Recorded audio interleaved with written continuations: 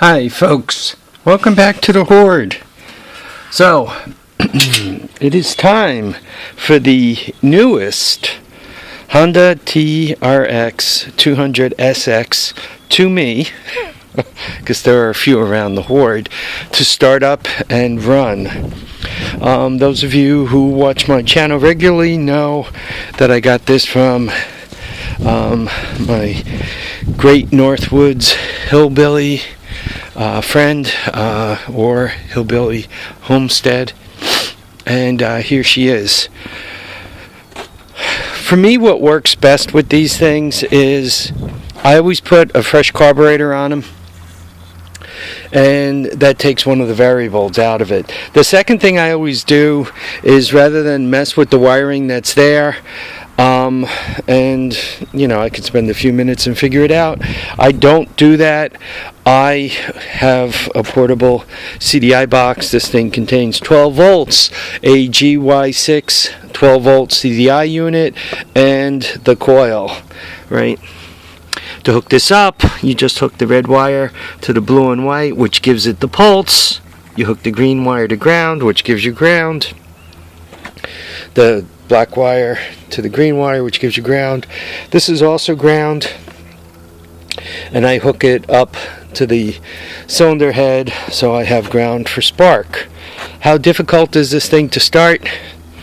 And obviously, before I get on camera, I'll give it a quick pull to see if I'm getting some popping and hopping and so forth. And this is how confident, right? This is a cold start, right?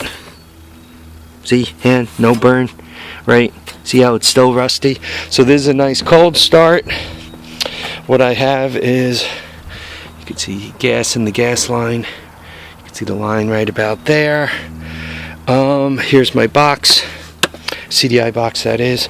I turn it on, and you know what? I am going to give this thing just a little bit of gas, so I got to put the camera down for a second while I do this, because I don't quite have enough hands. And choke's on, CDI box is on.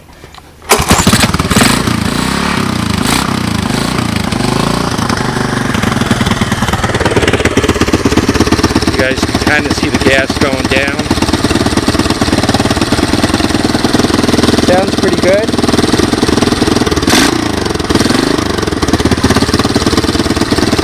I got it on choke. Here, let me just turn the choke off.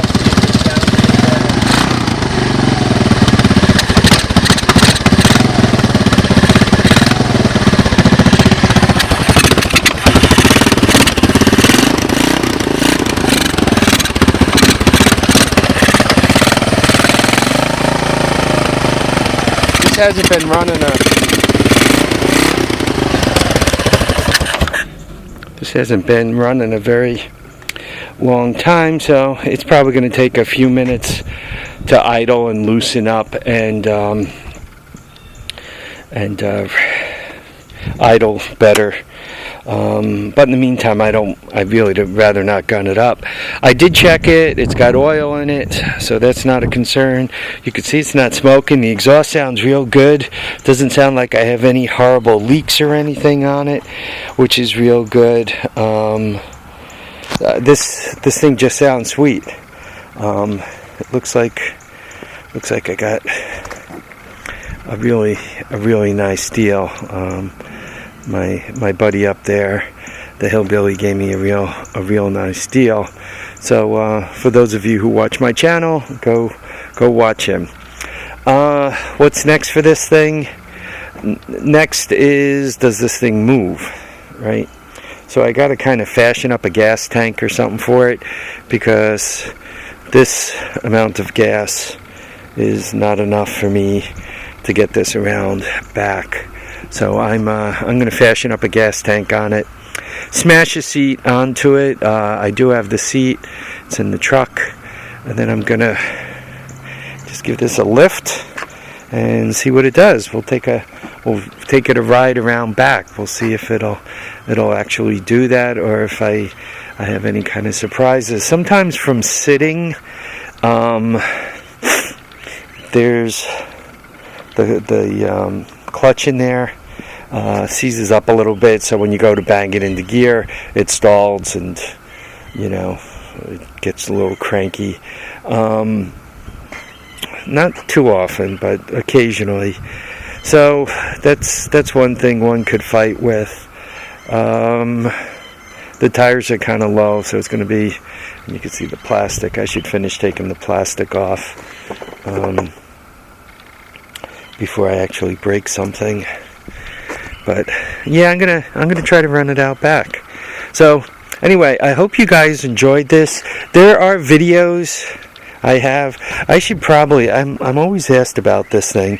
I should probably just buy all the components so I have fresh eBay paperwork on them, and then actually lay things out. Easy enough. I mean, the schematics are easy to find. They're all over the internet, or once again, you can check my videos. I mean, these are just alligator leads I cut off. I bought the box on eBay. The bat switch I bought on eBay.